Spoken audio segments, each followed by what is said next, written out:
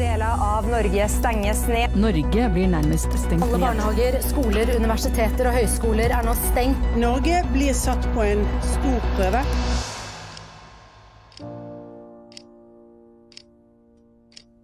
Når skolene stengte og vi fikk beskjed at det var nasjonalt, det kom veldig brått på. Og jeg begynte med planlegging med en gang, den torsdagen. Selvfølgelig det er mange utfordringer. Vi måtte sette oss inn i veldig mange programmer som vi ikke har brukt før. Du er jo ikke til stede med elevene dine. Du vet gjerne ikke om de gjør det de skal gjøre. Du savner jo selvfølgelig det å være på skolen og være med venner, men det fungerer egentlig ganske greit. God morgen, Åtta. Veldig hyggelig å se deg. Jeg synes det er veldig viktig at vi kan ha en vanlig hverdag, en skolehverdag gjennom Google Meet og chatten, og at elevene kan se hverandre, snakke litt med hverandre og opprettholde det. Og du får egentlig gjort samme mengde med arbeid, fordi at hvis det er noe du ikke forstår, så kan du bare sende melding eller ringe læreren din på Hangout. For eksempel i dag så forstod ikke jeg mattelekser, så da bare ringte jeg til læreren og spurte om en oppgave, og så forstod jeg litt jeg hadde snakket med læreren. Jeg kan dele med dere skjermen her, sånn at dere ser den samme. Selvfølgelig det er en prosess der vi alle lærer noe nytt hver dag, nye utfordringer, men vi prøver å gjøre det beste ut av det.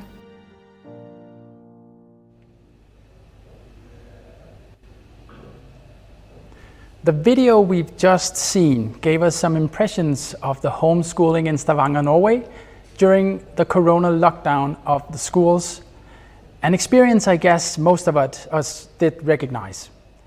Welcome to Know-How EdTech 2020 for the 5th year in a row.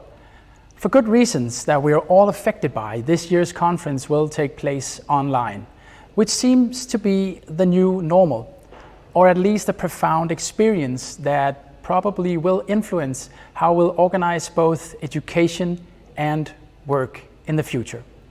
I am Tobias Heiberg and I will be your host of the Know-How EdTech.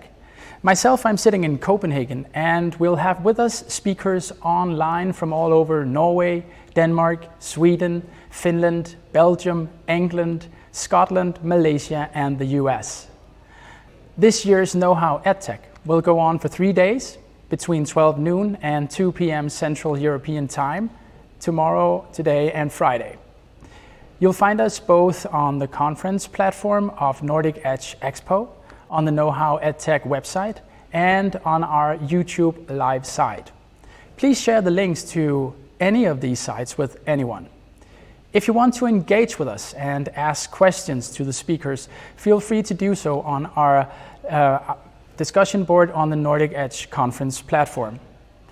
Our partners that make it possible for us to organize the Know-How EdTech are, as usual, University of Stavanger, who is the project manager of Know-How EdTech, Rogaland County Council, City of Stavanger, the municipality of Time, the tech provider Atea, and the Future Classroom Lab at the University College Copenhagen, where I am the head of the Playful Learning program. Last year, Dr. Ben Williamson from the Centre for Research in Digital Education at University of Edinburgh ended Know-How EdTech, advising us on the use and potential of EdTech for the 2020s. Little did he and we know then about how critical technology should prove to be to keep society, education and business life running just a few months into 2020. Today, we'll go on from where Ben ended and discuss how reluctance to EdTech in the last decade indeed changed overnight to reliance in EdTech to keep pupils and students still engaged in education during the corona lockdown. We've set out the claim that by the experiences of the pandemic, we've passed the point of no return, where digital is now the new normal. On this first day of the Know-How EdTech, we'll discuss this claim, to what extent it is true, and how technology from now on will affect society and education in particular. Tomorrow, we'll have a more playful day with the topic Tools and Toys, and you've all been invited to participate in our Work Out Art Challenge. Have a look at our website for more information. And on Friday, we'll look ahead, beyond the simplest stages of video conferences, which seems to be a widespread misunderstanding of what EdTech is. The topic is predictive learning, pointing in the direction of the true potential of technology for education in the 2020s. With me also today is my co-moderator. I have Merete Løland in Stavanger. Merete is on the board of Know-How EdTech, and right before the Corona lockdown, she was awarded among Norway's top 50 tech women of 2020. She is a pedagogue, educated in psychology and leadership, with a master's in ICT and learning. During the spring of 2020, she still was the manager of Equinor Digital Academy. Currently, she's a discipline leader at Sparebank 1 SR-Bank. And Merete, I've heard you call yourself a digital ninja, and I guess then that you were at the forefront of the battle this last spring. How was it? Yes, I am the digital ninja. I like to call myself passionate about learning and technology. And the digital ninja mindset is about how we can use technology in new ways and how we can change the way we're doing learning. So yes, you can say that we were ahead of the game, starting up a couple of years ago, doing digital competence for the whole company. So we had a good start. And looking back to this spring, it's kind of, wow. We all went to home office. We were home with our kids. Me, I was home with 3 kids. We were 2 adults and a very happy dog, and it was a sunny day. And suddenly reality hit us. We had to work double. We have to do our ordinary job and also do schooling on top of that. But what a spirit. We actually did dugnad in Norway. We had the capacity to support everyone. I did my work and I actually supported my co-workers, and we did this together. And I think the digital competence is not just about technology. It's about the mindset we have, that we can do learning in different ways. Yes, we've done webinars. Yes, we are digital today, but it's more to it. So we have to push the limits to do the next thing. And from this period, I think the togetherness in this together helped us creating a new way of working and a new way of learning together. Merete, I'm so happy that you're here with me, even though you're in Stavanger this day. Before we go to our first guest, I need to ask you, what's your experience? Do you think that digital is the new normal these days? Well, I have to say yes and no, because yes, I think digital is here to stay. And I think we have to rethink how we do work and how we collaborate, like we are doing now, from Stavanger and over to Copenhagen. And my main mission today is to monitor the questions. So I hope there's a lot of questions coming in. Great. We'll get started now, and as the backdrop for the Know-How EdTech this year, we'll set technology itself. Think about this. Had we been able to keep up schools and businesses if the pandemic had hit us 10 or even 5 years back in time, in a time of less mature and common uptake on technology? For decades, technology and the tech providers have promised new and better ways both of education and work. Did they eventually prove to be right and stepped up to the challenge during the Corona lockdown? Not to ignore the severity of the Corona pandemic, but the consequence of that we overnight moved online may have proved affecting us even more. To reflect on these topics and what we may expect to be the new normal regarding technology, work, and education, we've got no less than the world's first ever ambassador of technology. From Denmark, Kasper Klynge. Currently, he's Microsoft's Vice President of European Government Affairs. Welcome, Kasper. Thanks very much, Tobias. And how are you? Where are you located right now? I'm in Brussels, actually back in the office, so from Belgium, although my heavy Danish accent will reveal that I'm from Copenhagen originally. It's lovely to hear.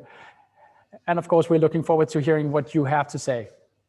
No, my pleasure. I think I need to work a bit on my title. I think the ninja aspect needs to go into my title. And then I'm also disappointed that, I'm not invited to the Playful Day, which I understand is tomorrow, Tobias. We would love to have you here. That has to be next year then. Yeah, good. But let me say a few words on how the world looks through the prism of Microsoft sitting here in the middle of the capital of Europe. And I would actually use myself as the example, if you allow me, Tobias. because I spent a long time in government and only recently jumped to the dark side or the bright side, depending on what you look at. So I joined Microsoft here in Belgium on the 1st of March. And needless to say, it was an unusual onboarding because I had 2 weeks in the office and then actually closed down the office and had all our colleagues go back home because of COVID-19. I also left the office, went back home, was working from home for almost 4 months before going back into the office on the 1st of July. And I think, one thing we have to recognize and acknowledge is that we are among the lucky people. We live in a place where there is access to broadband, where there's access to technology platforms. It was easy for us, or relatively easy for us, to work from home during the initial months of COVID-19. But it's also evident, as you've said, as the video indicated to begin with, that that's not necessarily the case everywhere, not even everywhere in the world, not everywhere in Europe, and certainly not everywhere in the countries where we come from. There is an inequality around access to technology. There is an inequality in terms of taking benefit of 21st century technologies. And I think that's one of the big challenges we have ahead of us, and I'm looking forward to discussing that with all of you. And I would actually say, never let a good crisis go to waste. And although you can say very little good about COVID-19, I actually think we have an opportunity to take benefit of the technologies that are around right now. Because as you said yourself, could you imagine a situation where we would have to face up to a global pandemic without access to Zoom or Teams or the platforms we use for our everyday work? A couple of things we learned from our side trying to respond to the pandemic, and it goes without saying that in the initial phase, this was all about supporting healthcare authorities, making sure that the economy would do relatively well, protecting as many jobs as possible. But one thing that we've said for a number of years, but which is so evident today, is that going digital is not an option, it's a necessity. And what we've seen also, including in Europe, is those who have access have generally benefited or done well during COVID-19. Those societies where access to broadband was not as easy as elsewhere, they have not done as well. And you probably know the numbers that we're looking at potentially 60 million unemployed people in Europe because of COVID-19. I think when you look at how COVID-19 has impacted our societies, unfortunately, that impact is not distributed equally. We know that people that are coming from manual functions, they have been harder hit. We know women has been harder hit as a general point as well. And then we know that young people below 25, have been much harder hit than those of us with a bit more gray hair in our upper levels. The unemployment rate in Europe right now looks as though we have almost 15% unemployed of youth below 25. The general number across Europe is only 7.2%. So what are the lessons that we've learned about this? Well, the first lesson is we have to make sure, and also as a company, that we take responsibility for also trying to recover from COVID-19. Educational systems, but also governments respond in a more general way is simply not enough. And when you represent a big technology company like Microsoft, we made it very clear from the beginning, we have to make sure we provide our latest technology to help make sure that we have the best healthcare available, that our AI systems are helping with diagnosis of COVID-19, that our AI systems are assisting researchers and scientists in finding the best cure and the best treatment of COVID-19. But since we're talking about education, I also want to say that we had a massive upload, of course, of people going digital. My CEO of Satya Nadella has said that we probably had in 2 months, almost 2 years of digitalization taking place across the world. And that's certainly a capacity issue we felt very strongly as well. If I take one example, the University of Bologna in Italy, actually in only 3 days, we helped take 90% of 80,000 students online so that they could continue with their curricula, they could continue with their education. We've done similar things across Europe in the educational system, and we will continue doing so. We have to make sure we support the basic functions of societies. But since we are talking about education, I wanted to mention a specific initiative that we launched a little while ago on skilling, because I think we also recognize that there is a massive reskilling or upskilling requirement because of COVID-19. Many of those people who've lost their jobs, we have to make sure we give them the skills that are in demand, both from the private sector, but also from the public sector. So we launched an initiative of wanting to reskill 25 million people across the world in skills that are in demand: software developers, IT specialists, graphic designers, courses that will be made available free of charge on LinkedIn, on GitHub, on Microsoft Learn. We've also focused on making sure that once you've conducted such a course, that you actually get a certificate that is acknowledged. And we've lowered the cost of such a certificate to only $15. And then we did another thing, which I think is something we shouldn't lose sight of, and that is focusing on data and analytics, making sure that we provide to governments our information on what are the skill sets that are in demand right now. How do we make sure that we set up our educational systems in a way that really generates the kind of competences that are in demand. And these resources are available across the world. I was actually just before coming online here looking at the latest numbers, and I think we've reached 7.5 million as of today. In Western Europe alone, we've gone through 600,000 courses with students. And since we are indirectly hosted in Norway, actually in Norway, we have more than 20,000 people that have used these online resources and courses to up their skills. And I think, Tobias, that shows a little bit the kind of hybrid world that we are living in the middle of right now, where governments cannot do it alone, the private sector cannot do it alone. And what we're trying to do is to say, we actually need a multi-stakeholder approach also to the skill sets of tomorrow. We had a sense of urgency already before COVID-19. I think that sense of urgency is higher than ever before. We want to contribute to that, also because of the responsibility that we bring to the table as a big technology company. Before sort of ending up here, and then I'll be very happy to take the difficult questions I'm sure that are around. I think the responsibility goes further than just trying to help with skilling and competences. I think as we have witnessed the dependency on technologies, and let's be honest, in this group, also on US technologies around the world, but also in Europe, I think we have a particularly important responsibility right now in making sure that our technology is without bias, that it lives up to the highest ethical standards, that we protect human rights, that we make sure that there are no biases in our machine learning and our artificial intelligence services. So I think we are in an unprecedented situation, and it really requires all hands on deck. And I know I'm speaking in Norway, and I'm very familiar with the fact that Norway is not a member of the European Union, but I wanted to say that when you listen to the speech of President von der Leyen a few days ago, the State of the European Union speech, digital was mentioned 19 times, and upskilling and reskilling was a very important part of her speech. One part of what the European Commission is doing that I think is fantastic is that they're creating a pact on skills. And this is really a mechanism, or I would even say an interface, that enables private companies like Microsoft to interact with the educational systems, traditional educational systems across Europe. And I think we need more of that. And I think actually discussing how we benefit and make sure that the next generation of people, but also those who lost their jobs, that they will have an opportunity to return to the job market, is something where we really have to throw all resources at over the next couple of months. I'll finish here to begin with. I'm very happy to take questions from all of you. Thanks very much. And thank you so much, Kasper. Of course, we have a couple of questions. I might go first, and we might get some questions from Stavanger and Merete as well, from the participants.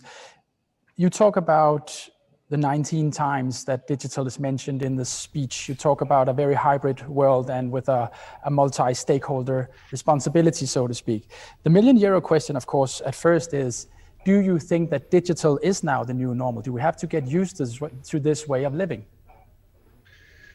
I think the short answer is yes. And, I feel very fortunate that I'm able to be in the office at least a few days every week, because like many others, I get a lot of energy in interacting directly with people.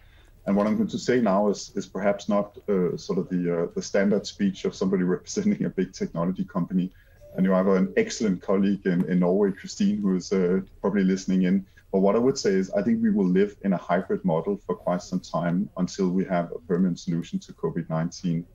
Do I think that we will face a new normal where everything is going to be, working at a distance? Listen, I hope not. And I don't think that will be the case, because I think a lot of us, although we benefit tremendously for being able to have these kind of conversations online, we're also longing for the day where we can have a cup of coffee in the morning with a colleague, where we can discuss sort of in touch points with other colleagues how we take our different responsibilities forward. But I do think we have seen the kind of flexibility that digital or technology brings about. And I think that's here to stay with us. And I'm also sure that many of us will have to get used to a reality where we spend part of our time not necessarily in the office. And I think that's fantastic, by the way. And I also think, I'm not an expert on education, but I think for the education sector, this holds enormous potential, not only for those of us that are fortunate enough to live in Europe, but I think also on a global level, giving people access to world-class education, people that are living in more rural areas that are not necessarily part of sort of developing economies. I think there is a massive amount of opportunities. And this is again where I think we can actually potentially benefit from the crisis we're in the middle of, in actually developing a better world using technology in a responsible way. So I guess also from a tech provider's perspective, you see yourself as a stakeholder in creating that grid work around the world when it comes to equality and inequality when it comes to technology. Kasper, we have a question, or maybe more than a question, from the participants in Stavanger, Merete. Yes, we do have questions. So you're talking about reskilling and upskilling and learning. How do you see this could change the way schools are located geographically? Do we need to rethink how we do schooling? That's probably more for real experts on education to answer. But what I think we will see is sort of a combination of different educational offers being available. I don't think we will see, and I really hope we will not see, sort of the traditional educational system being disrupted permanently. But I do think that adding skills on top of your initial education is something where we really have to make sure we invest a lot in that. So for example, in Norway, we're working very closely together with the Ministry of Education. We're working together with NGOs like Digital Norway to try and find out how can we make sure that our technology supplements in the best possible way the more traditional education systems. If I may add one thing which I think we have to discuss a bit more, that is on certification, making sure that if you go to one of the online courses, let's say you don't want to be a digital ninja anymore, you want to be a software developer and you take a course on it, then I think it's enormously important that you get a certificate that is recognized and acknowledged, both in the private sector, but certainly also in the public sector. And on this one, I do think that perhaps we need to disrupt the very traditional way of looking at education across Europe. And I think that's sort of a post-COVID-19, a 21st century reality where we perhaps need to nudge a little bit our perspective on what education is and what education means. I think lifelong learning is something that will stay with us also long after we have dealt with the global pandemic we're in the middle of. Yes, and just to have a short follow-up on that, where do we find these courses, people are asking? And I will, as soon as I'm not talking, I will immediately share a link so you can take a look on it. And on top of finding these courses, there are 10 sort of broad areas of education. I would actually also recommend to take a look on the analytics and the data available on LinkedIn, because I think it is highly interesting. You can zoom in on individual countries. You can see what kind of competences and skills that are in demand. And again, if we look at Norway, just looking at the numbers before coming online, our estimation is that by 2025, you will need almost 250,000 software developers in Norway. But we can see with the current numbers, only around 100,000 will be educated, perhaps even a bit less by 2025. So I think that shows a little bit the educational gap that we have to try and narrow down. And again, I think that's a responsibility that both public and private sector will share together. Okay, Merete, more questions from Stavanger right now? Yes, let me check. Well, I think there are a lot of questions coming in. Let's take one more. I think we have time. Yeah. So how does Microsoft work to live up to this responsibility through partnership across the private sector? Yeah, and if I may sort of use my dark past working for governments for a long time and the role I had until 6-7 months ago, I think the first thing we have to acknowledge, and that is that because also of the dependency, so that the techlash we've seen around the world, or what I would prefer to call it, holding the technology companies accountable, that is certainly not going to disappear also because of COVID-19. In fact, I think for ordinary people, if I speak to my mother outside Copenhagen and ask her, so what is your perception of the technology industry today? I think she is actually more skeptical than she was, 3, 4, 5 years ago, also because of the scandals we've seen, data leaks, etc.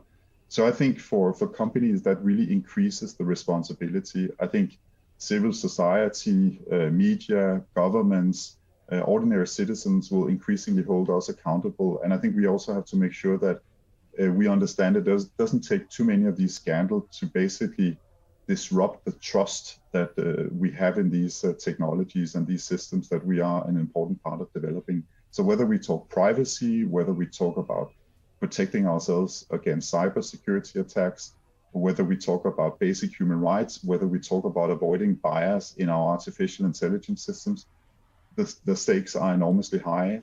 And I think we have to do everything we can internally to make sure that we live up to those standards, that we ensure that our technology will be a solution provider, create jobs of tomorrow, make sure that we stay on a green path to recovery as well. So that's certainly a responsibility that is felt, quite a lot on our shoulders and something we want to live up to. Just a very simple question that might take a long answer, I don't know, but from your perspective, how do you see a technology-based society as we know it right now? Do you think that after this crisis, do you think that we are more or less vulnerable to pandemics like this, like a crisis like this? Listen, I'm not able to say whether we will be more or less vulnerable to pandemics, but I think what I would say is that I don't think we can take it for granted that it'll take another 100 years before we have a global pandemic like the one we're in the middle of right now. So I think to create that kind of resilience really requires us to embrace the technologies that are around. And again, to go back to what I said initially, I get a lot of questions about the awfulness of the dependency on US technology companies. And I completely get that. I'm a European with a capital E, and I follow very closely also the digital sovereignty discussion that is happening in Europe and literally outside the windows here in Brussels. But I really also want to emphasize that it is impossible to imagine we would have gotten through the first phase of COVID-19 as well as we have. And I don't want to undermine or underestimate the massive suffering that COVID-19 has caused. But we have done relatively well because we have had access to digital skills, digital competences, digital infrastructure. But if you allow me to zoom out also, because Norway is such an important international actor, Norway played a very important role with a good friend of mine, Minister Nikolai Astrup, who was a member of the UN Secretary General's high-level panel on digital cooperation. And that was trying to force the UN and let's say the multinational sphere to focus much more on digital issues.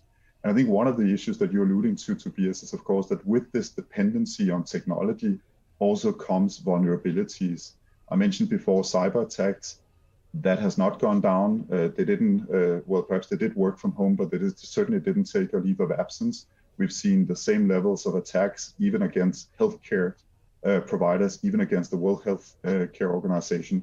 So we have to make sure that while we roll out these new technologies, and I'm fundamentally an optimist in thinking that they will do good for humanity, they will do good for education of the next generation, but we also have to make sure that we keep up our defenses to those malign actors that are, in a very, very, I would say, unethical way, trying to misuse the current situation to attack our societies and the values that they're built on. Merete, do we have one last question from the audience in Stavanger? Well, I have a question. All right. Or even more a thank you note. So when we went back to home office, I actually got a lot of thank you notes from my colleagues because the technology was working, and we managed it because the technology is so easy to use. But I don't think we are quite digital just doing live meetings on Teams. So what can we do to really understand how we can change the way we're working and doing things differently?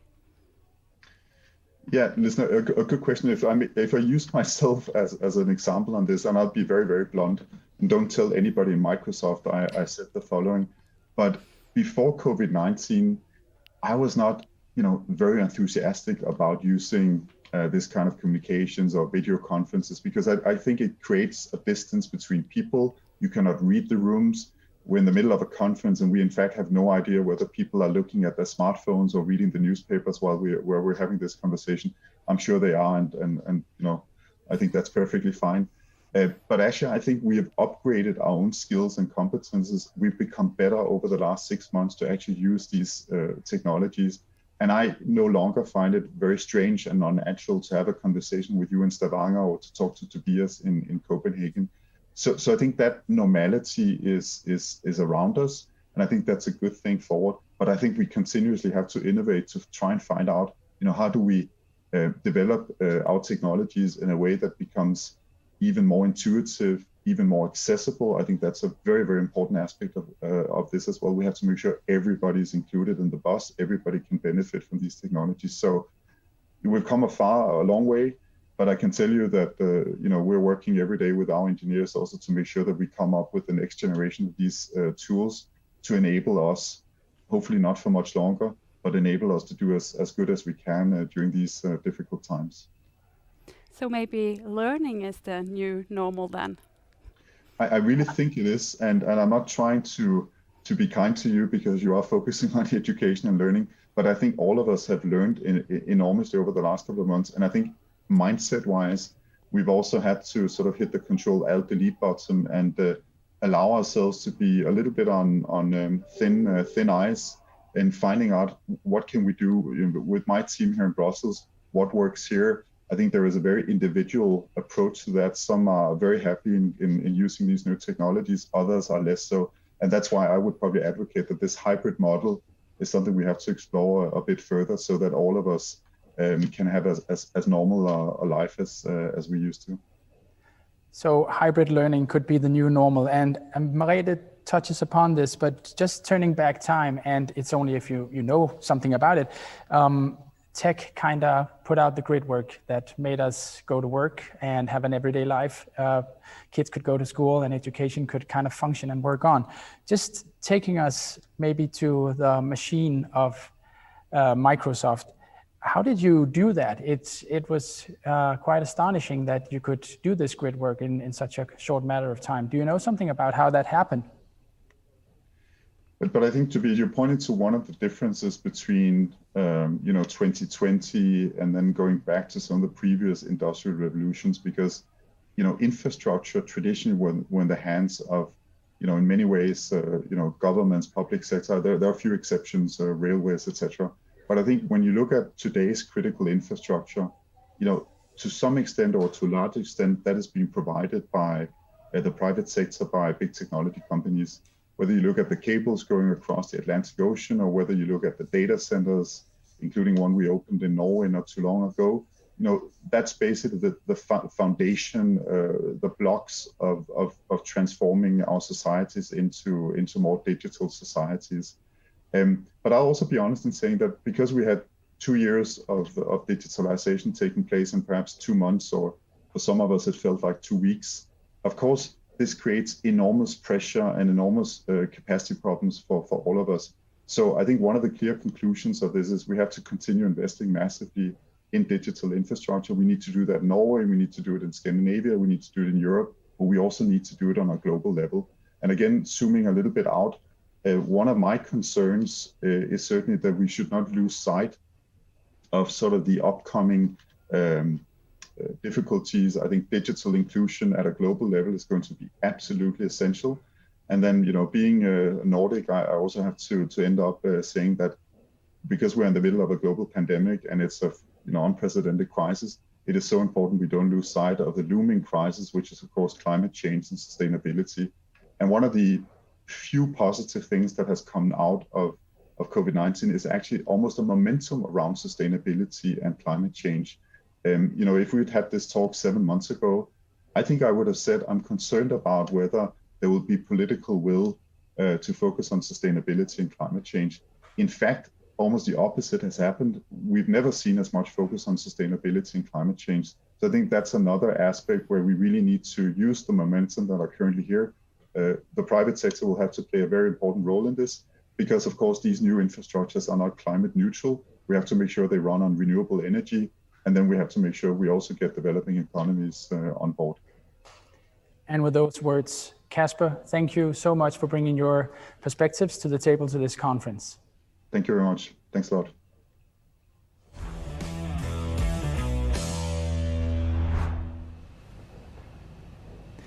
In our next segment, we'll hear from those who truly had to deal with the challenge of the lockdown of schools and university.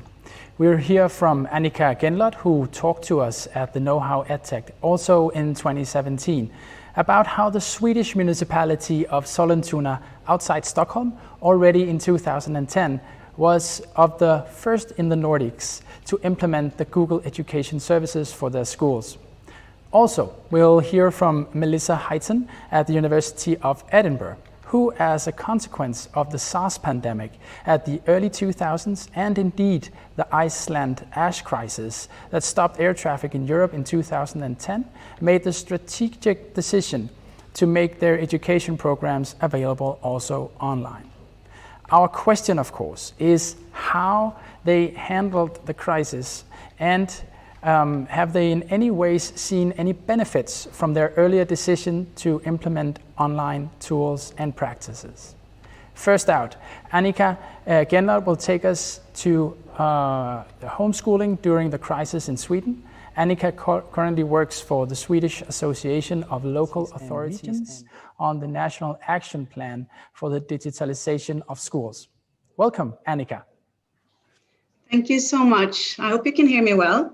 Oh yes, very much so. How are you and where are you in the world? I'm fine, thank you. I'm in Sollentuna right now, really.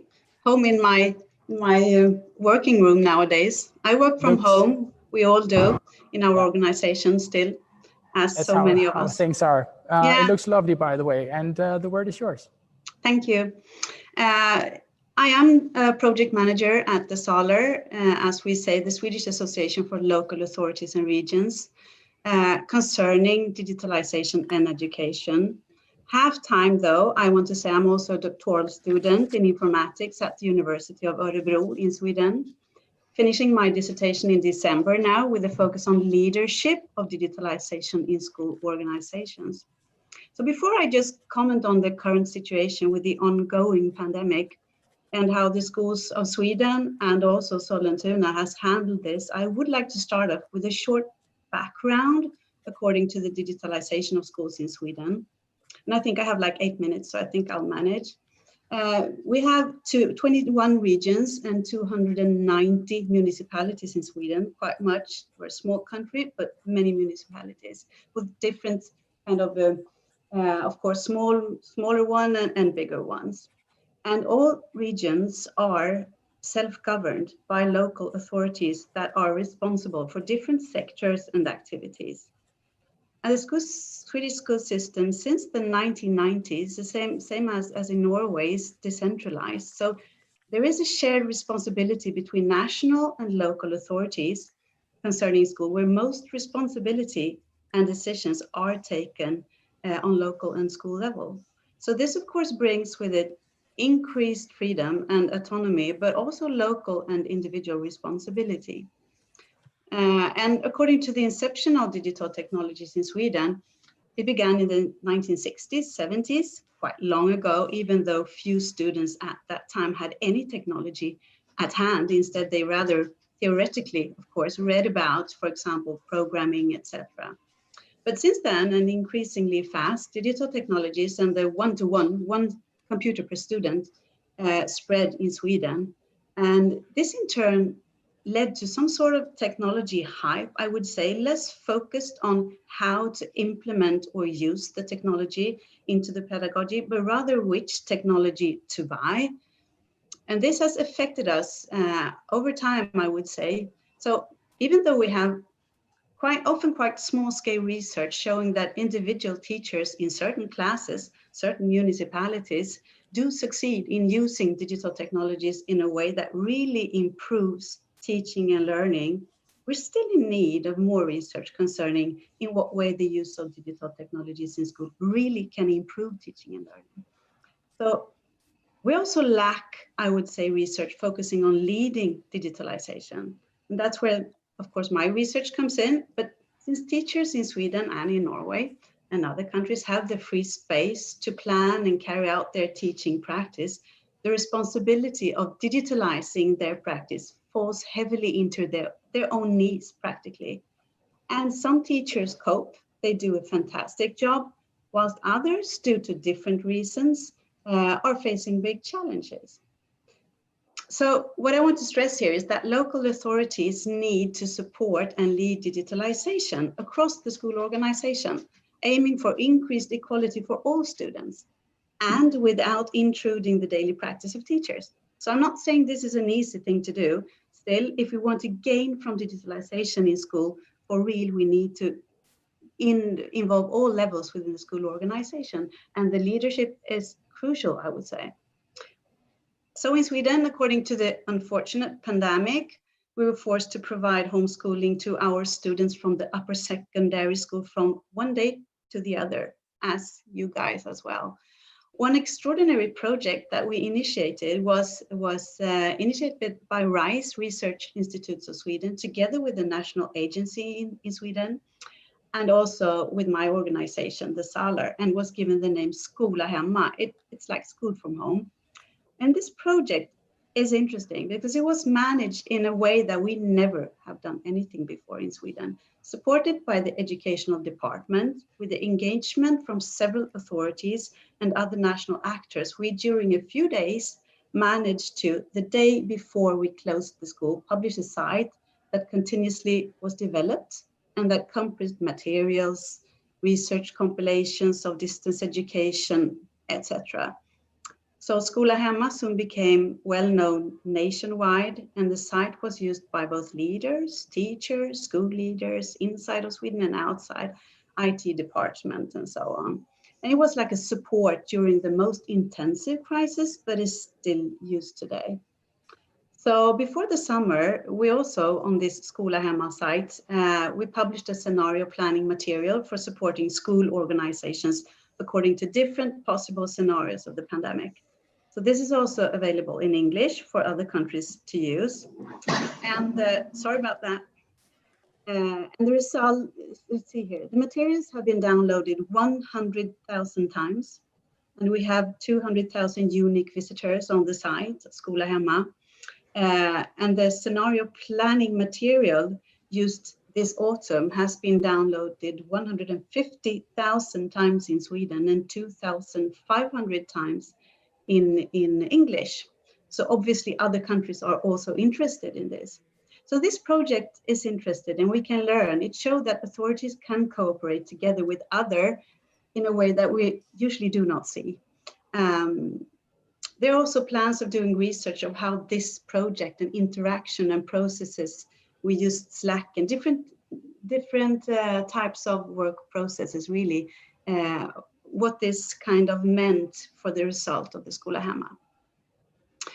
So about the results in Sweden, what we see from our organization is that some municipalities, some schools, of which, and some teachers, of course, did a marvelous job. So we do not see a huge decrease in grades. We hear from students that they found new ways to learn, good examples of how this homeschooling has been undertaken. But we also hear other voices. We also hear students that already from the beginning were facing challenges in school, and they are not as positive. So it's worrying in a way, of course, because students that already were in need of more help now became even more vulnerable. So what is my point? I would say in schools, classes, and municipalities where the use of digital technologies already before the pandemic was a natural part, implemented into the pedagogy, came out much better in homeschooling. Not very surprising, maybe, but even so much more important. And it's not a wild guess that these teachers that succeeded, anyway, some of them work in schools where the leaders has taken the responsibility to lead digitalization, not only buying the technology, but also support the implementation. So if the pandemic showed us that we on the surface did well, I guess we did, as you say, it also revealed the gap between those who have the knowledge of how to effectively use digital technologies for improved teaching and learning, and those who don't. And our students attend all those classes every day, still today. So we have a digital gap, and we need to fix it. Aiming for closing that gap, I would say we need to focus on structured organizational leadership and the long-term transformation process of changing ordinary practice that includes the ones affected by the change, in this case, the teachers and students. So I'm positive. We learned a lot. I agree. In some way, this is the new normal, I would say. It's difficult to go back now, but still, it's a big difference between only managing homeschooling and doing this with high quality. It's a big difference, and it's challenging for all of us. Thank you very much, Annika. And please do stay with us, and we'll have a talk after we've heard also from Melissa in Edinburgh. Melissa Heighton is the Assistant Principal for Online Learning at the University of Edinburgh.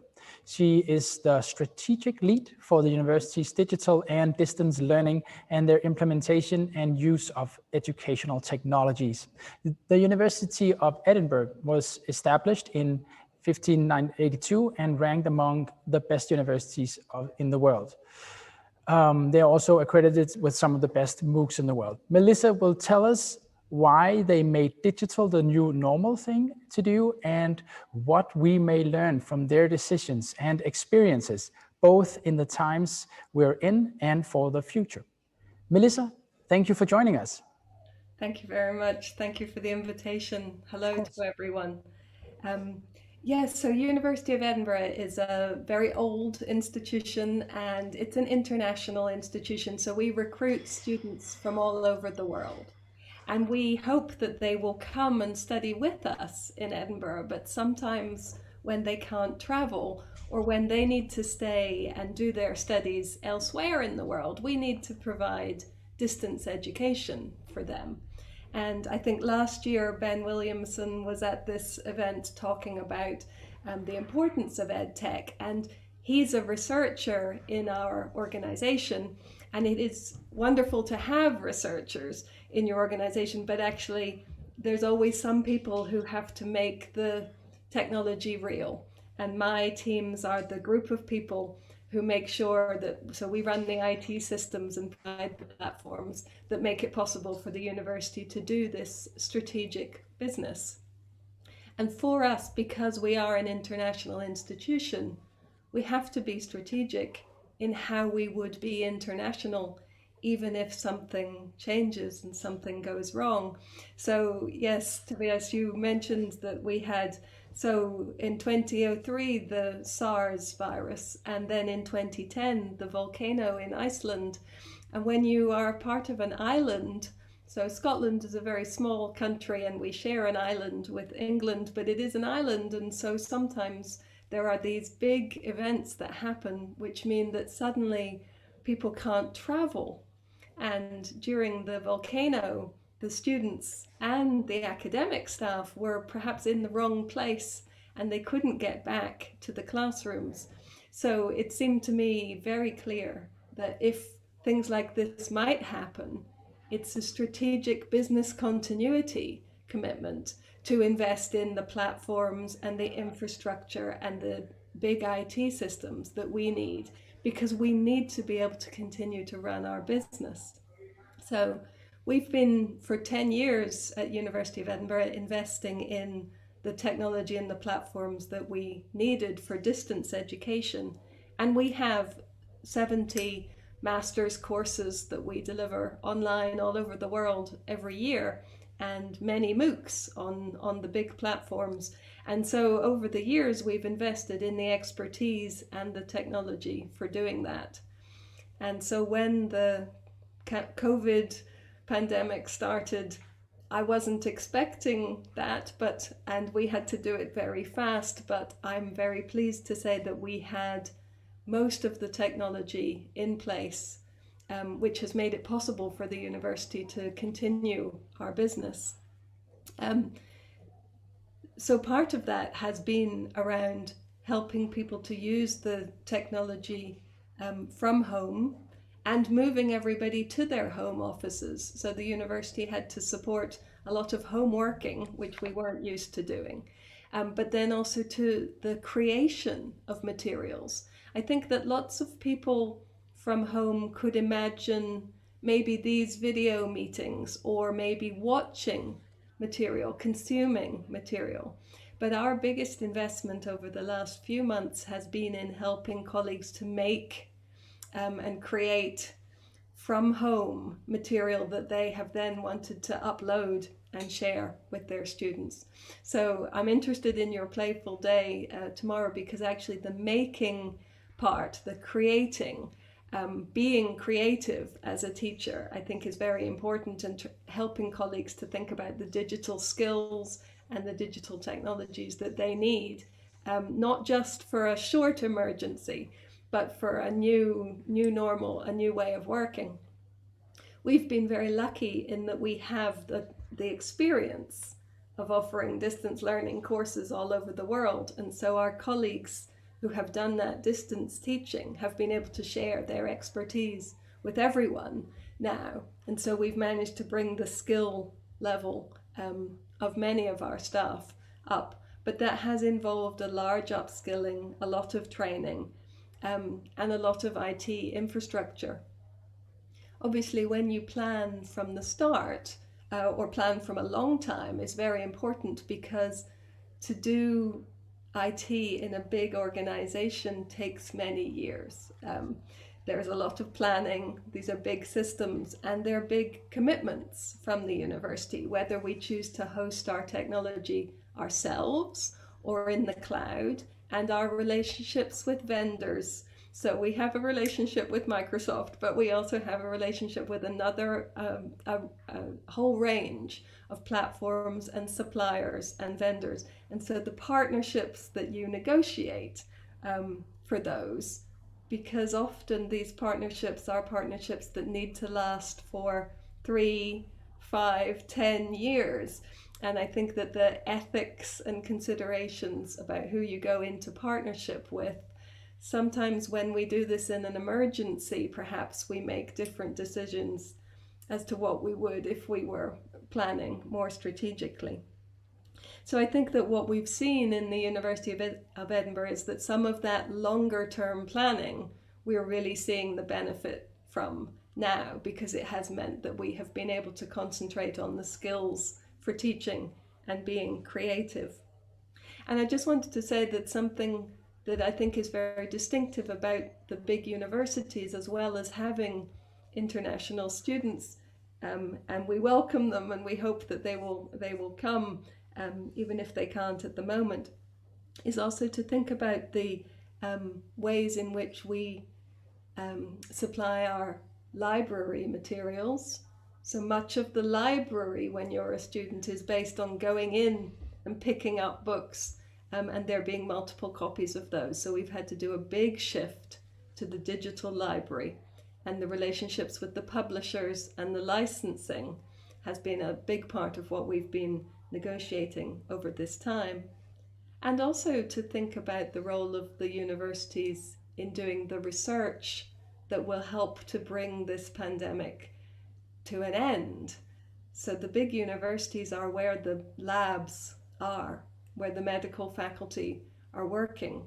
So the ways in which we've made it possible for those people to be part of their labs when they need to be at home, some of them could come in, but many people needed to stay at home because they were shielding or vulnerable themselves. So that the IT systems and platforms that we need for virtual research and for sharing data and working together have been a big part of what we've suddenly had to look at. And I think that is, so there was mention of the EU, and the UK has left the EU, but those big EU research projects have been the underpinning, I think, for some of that virtual research infrastructure.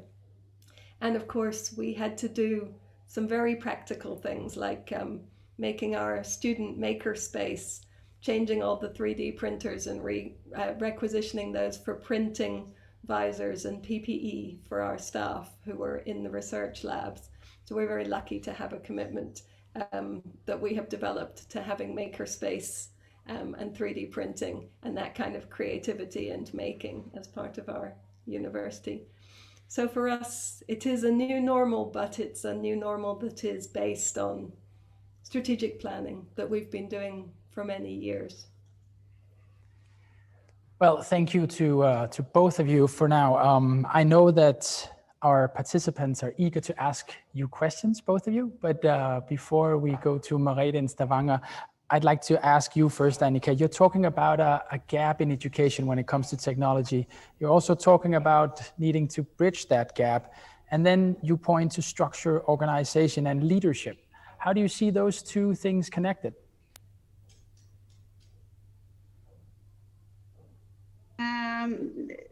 Sorry, once again, can you please repeat the question? Of course I can.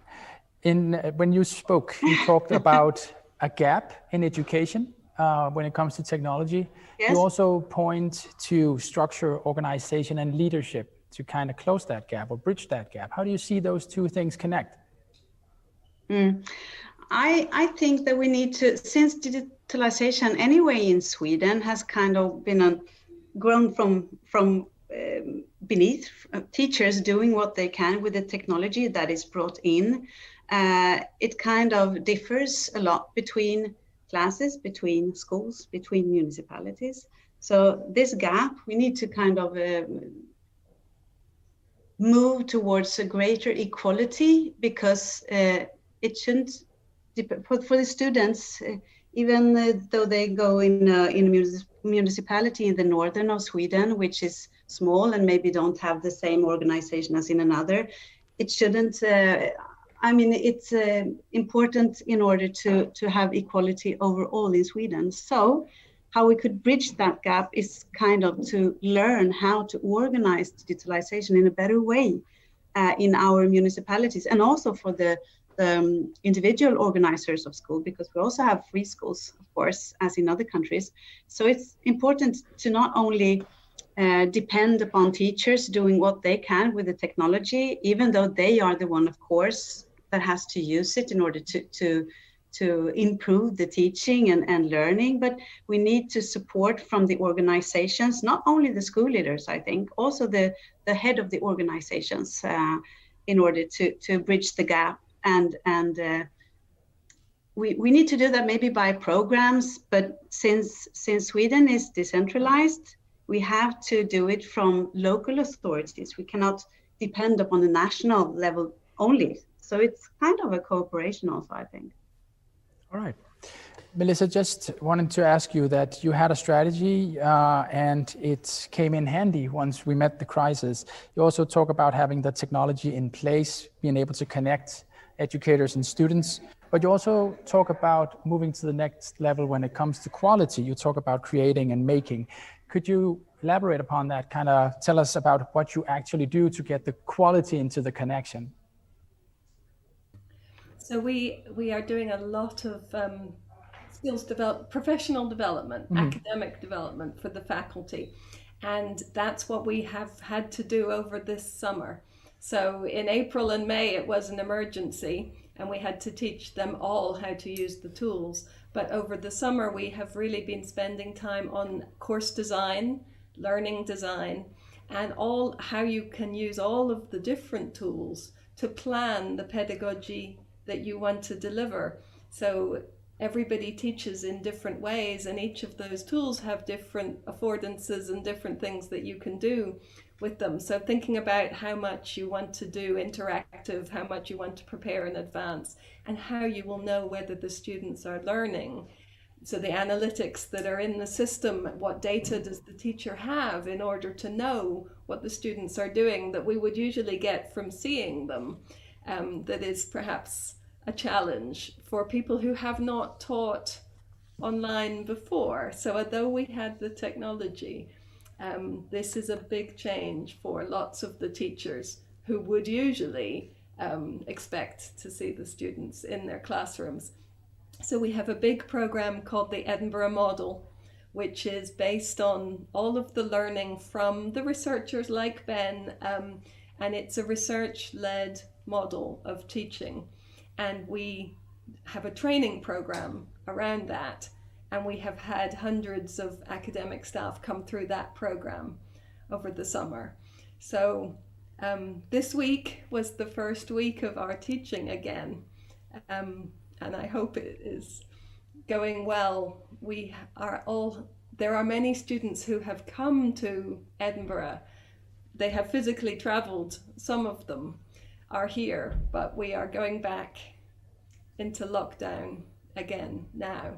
So they will be in their bedrooms online. But fortunately, you had a very narrow window of professional development and prioritizing the development right there. Merete, just curious, do we have some questions from our participants right now? Yes, we have. Of course we do. Let's hear them. Yeah. So what kind of teachers do we need for the new normal? Maybe that's to what you were talking about, Melissa. You're talking about creativity. You're talking about learning by making, which I love. What kind of teachers do we need for the new normal?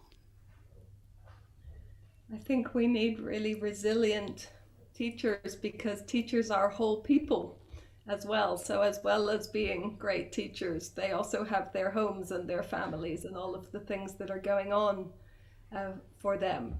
So I think in terms of the leadership that Annika is talking about, I think that the resilience and understanding how people deal with change, the digital skills are important, but actually all of this is about resilience and change, and we need to support our teachers, because that's who is educating our children for the next generation. Yes, totally agree. Do we have another question? I think we might have time for one more if we have another. Yes. Let me see. What is your advice for implementing the educational technology through organizational, structural leadership change? My guess is that could go to Annika. Was it for me? Yeah. Clearly, I don't have a clear one answer to this, but according to we see in the research and what we heard and what I see in my work, this is a long-term process. This is no quick fix, of course, but you need to, in a way, kind of involve all levels within the organization in the process, because digitalization and change requires change of ordinary practice, and that kind of change is kind of painful sometimes. It's difficult. Some sort of teachers and resilience, as we heard, and we have to have an organization that supports that kind of process of second order change, really. So we have to have long-term projects of supporting teachers in learning, testing how to make sense of digital technologies with aiming to improve the results. So it's not an easy thing to do, but it's important, and we have to kind of put an effort into it and not kind of just lean back and think that now we're doing fine. We have the technology and it looks quite fine, and it does sometimes, but we have to be brave enough to kind of lead that change, because it's difficult for teachers, new and older ones, to kind of turn around and do things in another way, not only using the technology as an add-on tool, but really implementing it into the pedagogy. So it's difficult, and we need leaders to create the time and the programs in learning together with other teachers, testing, analyzing the results, and so on and so forth. So a long-term process, I would say. And with those words, Annika and Melissa, thank you so much for sharing your experiences, your knowledge, and your perspectives on this. Thank you.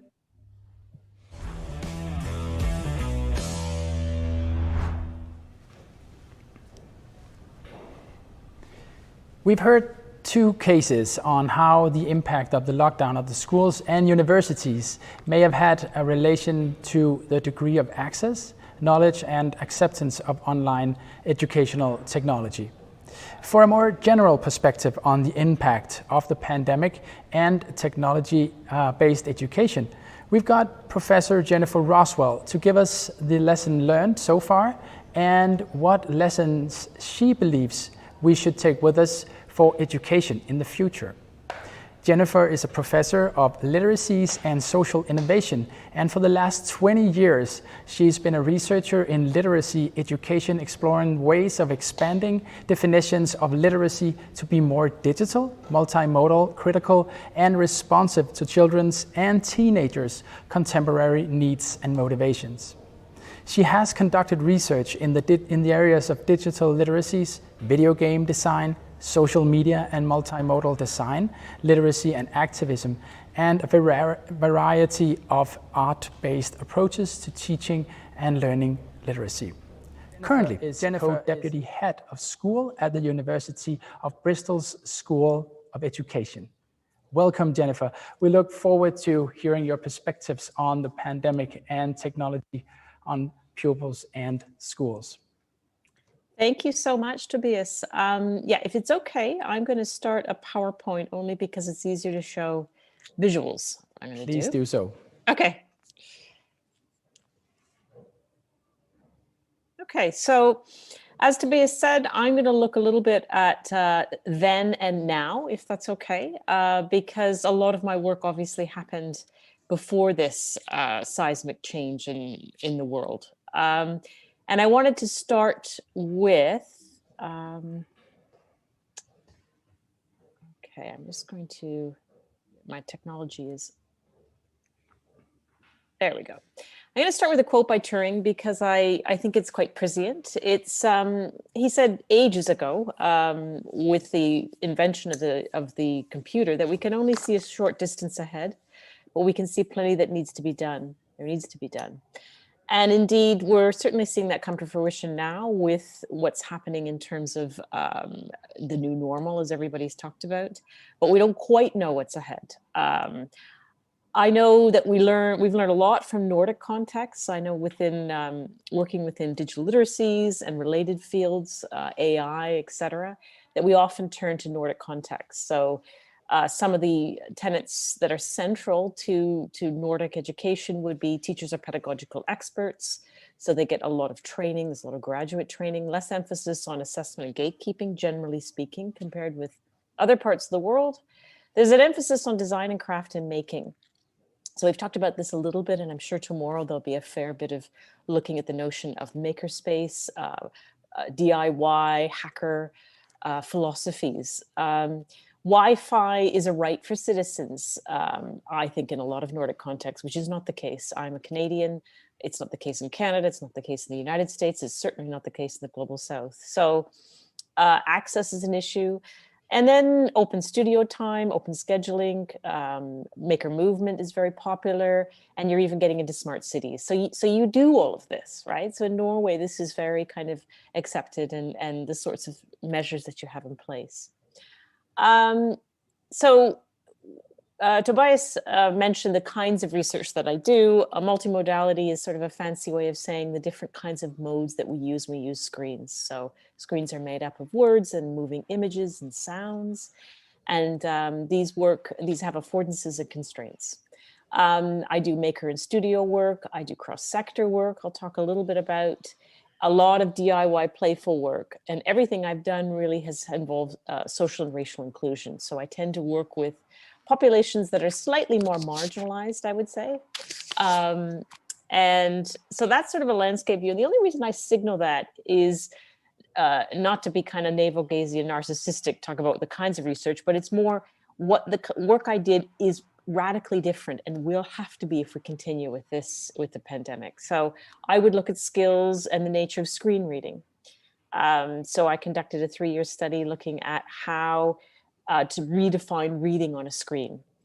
And I've done some work with Swedish colleagues, Karina Hermansson and Christina Ollen-Scheller on how can we redefine reading now. The previous work I used to do in terms of digital literacy involved photographic work with teenagers. Teenagers taking a variety of selfies and how to move selfies into words. So there are ways of moving across modes. I had film projects with students looking at issues like homelessness and climate change and creating short films on that. I did work in Canada with resettled families and digital literacies and thinking about how they can move from a word mindset to digital mindset.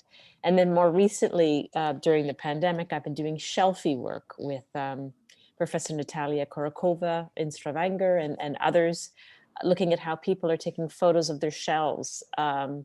So the kind of work that I did in the past, I'm not sure I can quite do as a researcher now, which is to go into schools and work with students on arts-based work, doing coding work. I did work on Minecraft and learning with small children, moving from iPads, using one app, Grandma's Kitchen app, and then they move into Pretend Kitchen in early years.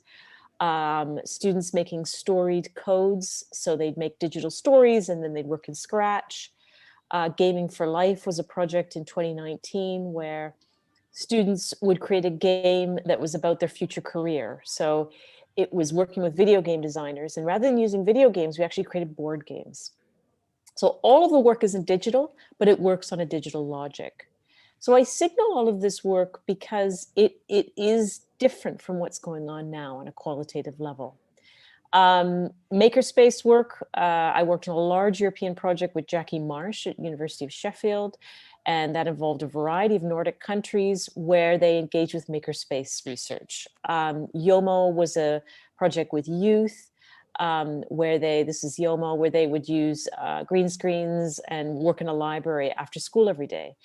Now, I should say that what happened with this one is what's happening in COVID now, which is that young people, yes, they're turning online, but they're actually turning a lot to arts and crafts, and I'll talk about that. Eco-making, and that's another makerspace project where we would go out in nature. We talk about indigenous cultures, we talk about indigenous stories and environmental change, and then we'd make through that. And then finally, this is a project using math and applying mathematical principles through making. So it was actually knitting and hiding in plain sight. And that was with a California scholar, Kylie Pepler, who's very well known in her work in makerspace. But then COVID happened. And when COVID happened, people went home, retreated to home, as all the other speakers have said. And researchers started to scratch their head. I know, being in more of an administrative role now in the university, we had to do a lot of support with teaching. There was a fair degree of kind of panic, I would say. And so now that the dust has settled a little bit, researchers saying, so what do we do in this new normal? So how do we investigate what children are thinking and what teenagers are doing? And so what are they doing during lockdown? Well, what's become clear looking at newspaper articles and early research is that they've increasingly turned to things that maybe they had to a certain degree before, but it's been thrown into relief now. So lots of visualization, lots of rainbows and windows in the UK for health workers. And you see this sort of collage on the screen of what some students have been doing. So for example, some young people have created short movies. Some young people have made TikTok videos, a lot of TikTok videos. There's been a lot of Zoom sessions for activism. So the TikTok sharing, there are many videos about the virus and how the virus works, okay? And these are knowledge mobilization activities by youth, right? They're not doing this for school. They're doing this outside of school often. Some schools are savvy and they try to harness to what young people are doing, but more often than not, young people are turning to these things to sustain them, to be creative during this time. There's been a lot of activism on Twitter, especially about Black Lives Matter. Sure, there's been stuff on COVID, but Black Lives Matter has really galvanized countries and really made young people stand up and be activists, even during the pandemic, and finding creative ways of doing it. One of the bits of research I have done during COVID is I've been very interested in an Instagram feed called Girls in Isolation. And Girls in Isolation is interesting for me because it's the ways in which women of all ages have depicted their lives in isolation. And one thing I want to emphasize here is that these things are done of their own volition. They're done in order to survive what's going on. And I think we cannot forget that as educators, that we need to harness this moment when young people are doing these highly creative things that we need to seize that moment, and that creativity doesn't go away. But the other thing that's happened, I think that I don't think anyone else has said, but it is so obvious in news articles and other things, that there has been a rejection of digital domains. There's been a sense that we're exhausted. I spend a lot of hours in front of a laptop. The last thing I want to do, to be honest, is to go digital. So a lot of young people have turned to some classic, it's a renaissance of craft, to be honest. Again, the Nordic countries have been very good about incorporating craft into curriculum. So young people have turned to poetry. They've been journaling, they've been painting, they've been listening to records, they've been walking in nature. So I do think it's worth saying this for a conference that's about the digital. The last slide, so I'm almost done, is what I've learned from all of this. So one of the reasons why I wanted to give you a sense of what I did in the past is to really illustrate that I'm not sure I can do that as much as an experienced researcher. I think pre-COVID, I would have said that we need to have more autodidacts. By that, I mean, we need in curriculum, in schools, we need to encourage active, critical curation of information, which I'm not sure youth know how to do as well. So we have a lot of autodidacts learning on their own, but can we teach that skill? Tacit design practices, I'm a big believer in cross-sector work, video game designers coming into schools, architects coming into schools, graphic designers coming into schools, working with teachers, co-planning. Hybrid reading patterns, converged logic, so teaching students that a text on a screen is not just one text, it's a bunch of text converged into one. Online, offline movement, the close relationship between reading and writing, how photos help students figure things out, the benefit of studio time, cross-sector work I mentioned, and then ludic versus narrative, so playful versus traditional. Now, I said that all very quickly, because that was but there's something different now. I think COVID is different. I think what we're going to have post-COVID will be a different kind of a world educationally, and it's not all the things that I've heard so far. It's certainly open scheduling to design and making digital and non-digital text. It's certainly about autodidacts and teaching critical facts about how to curate. It's cross-disciplinary mixed media work. So I personally think that the spaces of education will have to change, and they will have to cross silos.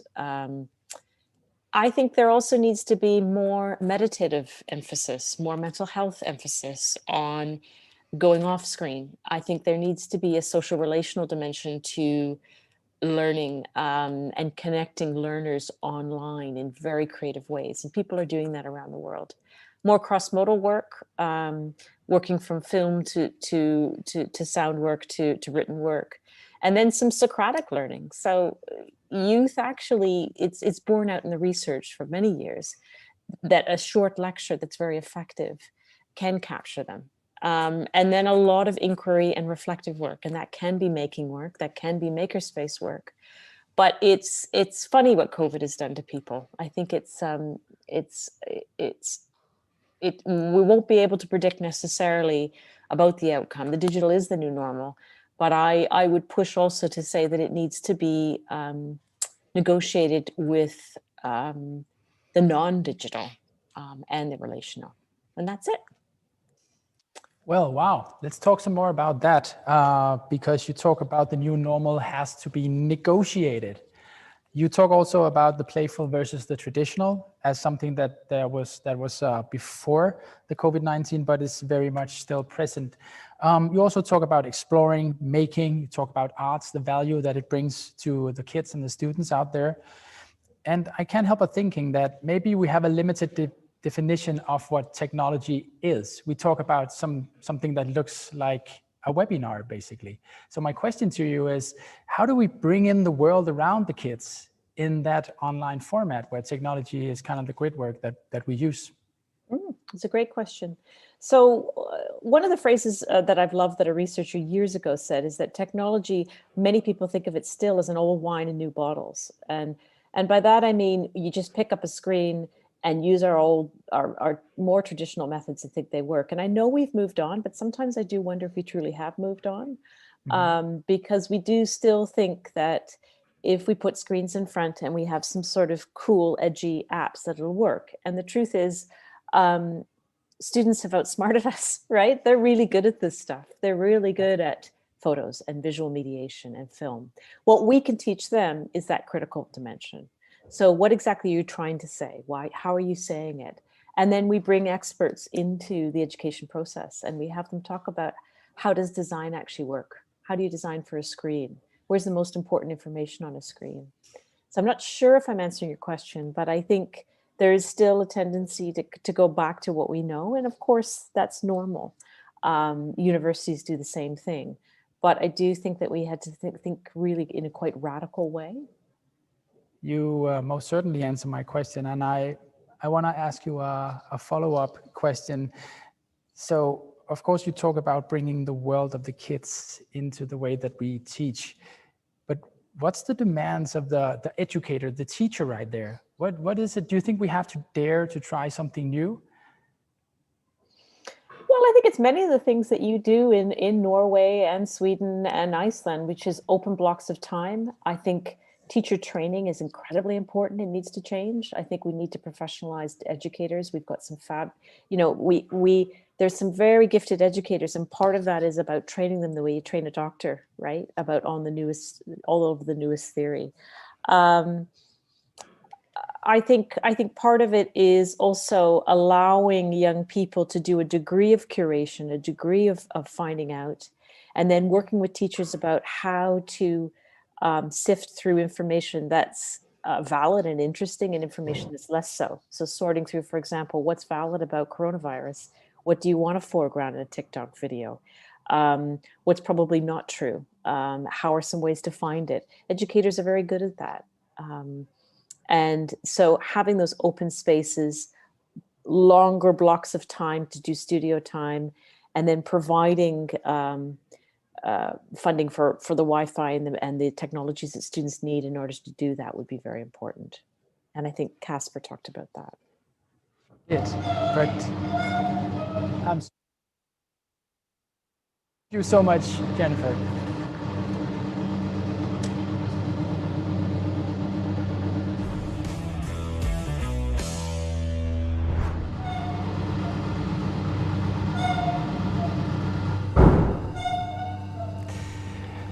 Again, sorry about the background noise in this room I'm in right now.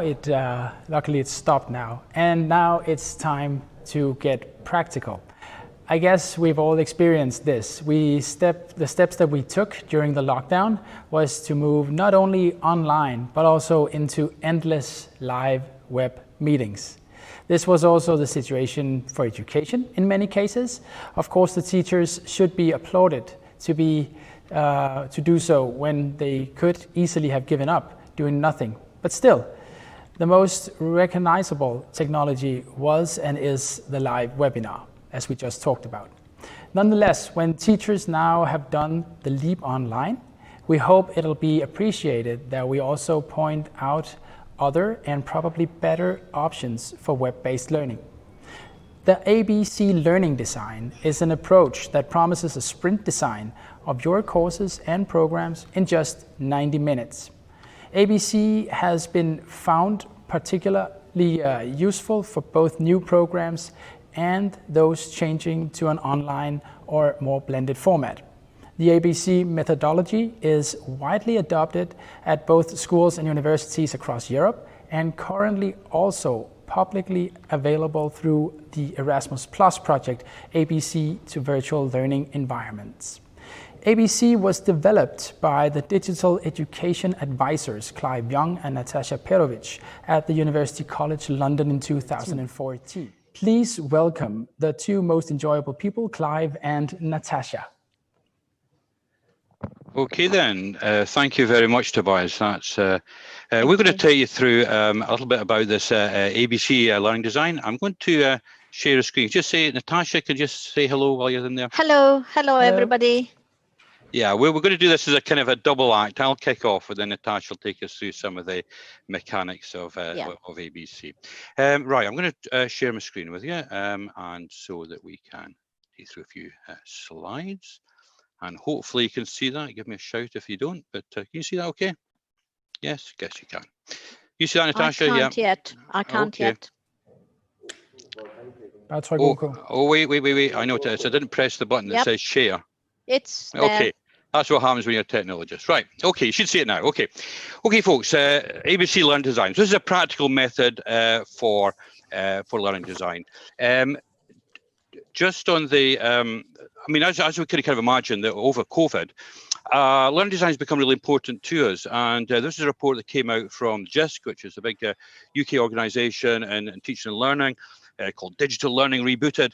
And this is one of the slides that they put in there, really trying to encapsulate all the various pressures and things that are going on with teachers and universities at the moment. And right in the heart of that is learning design. So learning design, we think, is really important to consider the kind of students' experience, not only online, but in a more broader sense as well.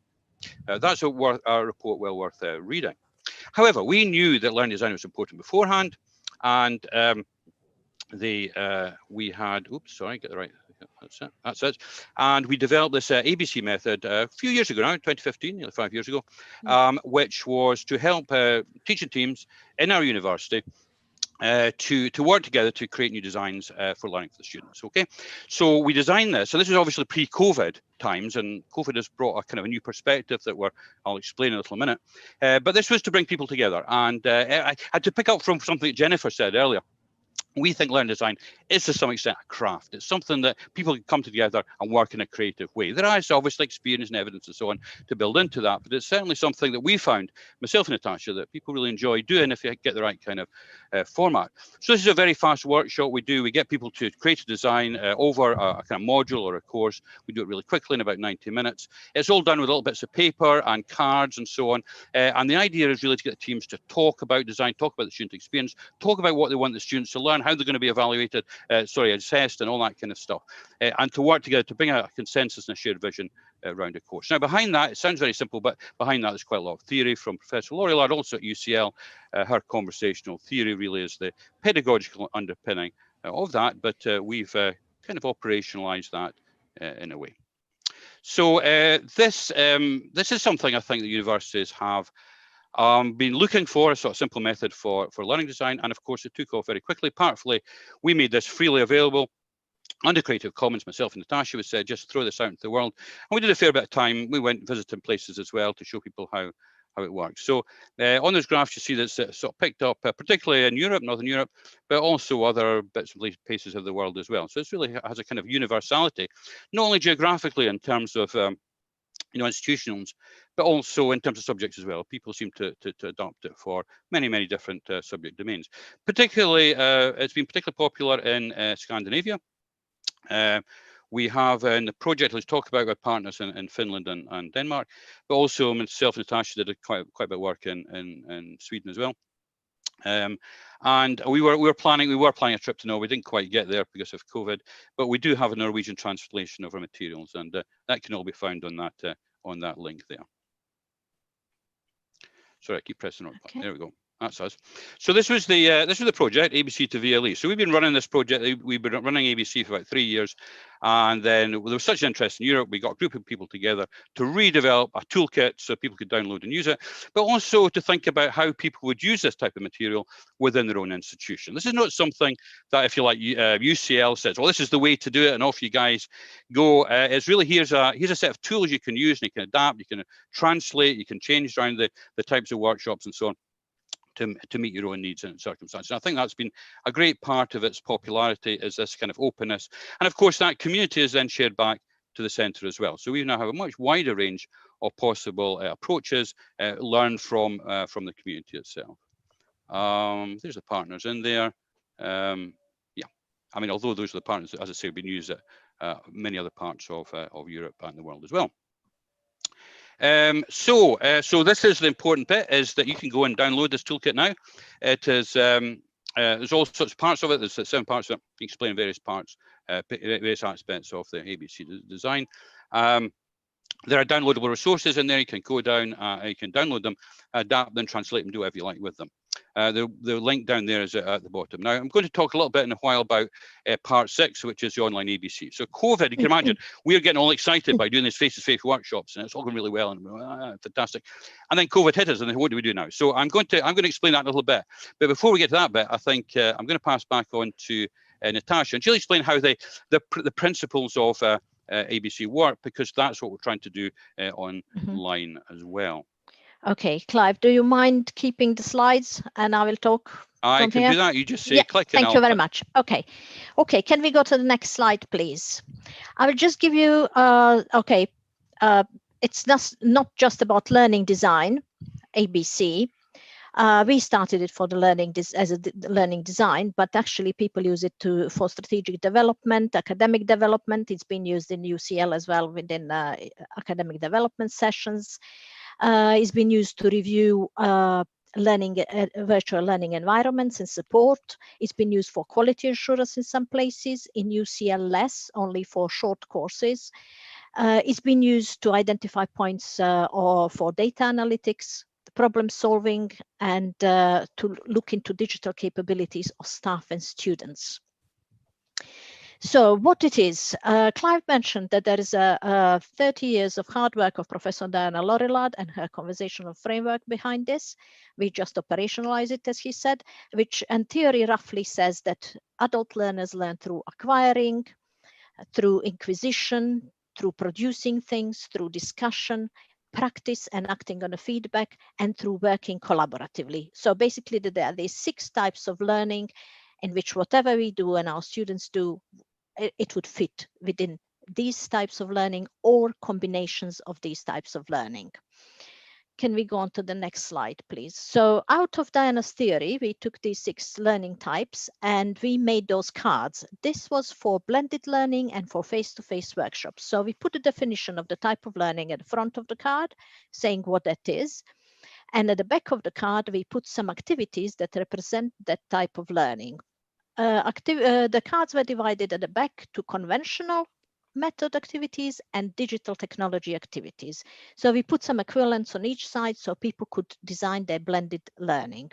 However, now we're only looking into digital technology side and also looking whether these activities are synchronous or asynchronous. We'll show bits of that later, but this is how it works. And these were the cards that we used. Can we go on to the next one? We also mapped the tools that we use at UCL that are available to our colleagues, academic colleagues, teachers, to these types of learning. So if they think I need some collaborative activities, but I don't know what tools to use, we say, okay, here are some tools and let's discuss what you actually want to do and we'll find a suitable one.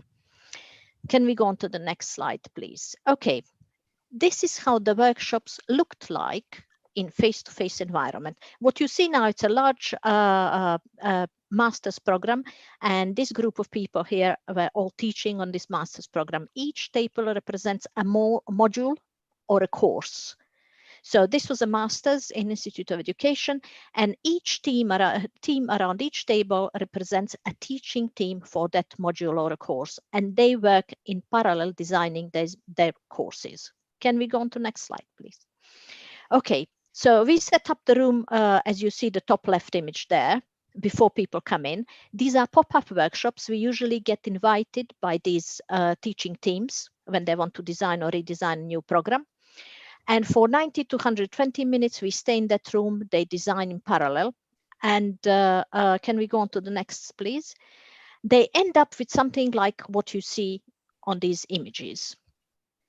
They work together. There is a lot of consensus during this design. There's a lot of useful pedagogical discussions, and people look at the learning outcomes assessment and various other things, and also into strategic priorities of the university.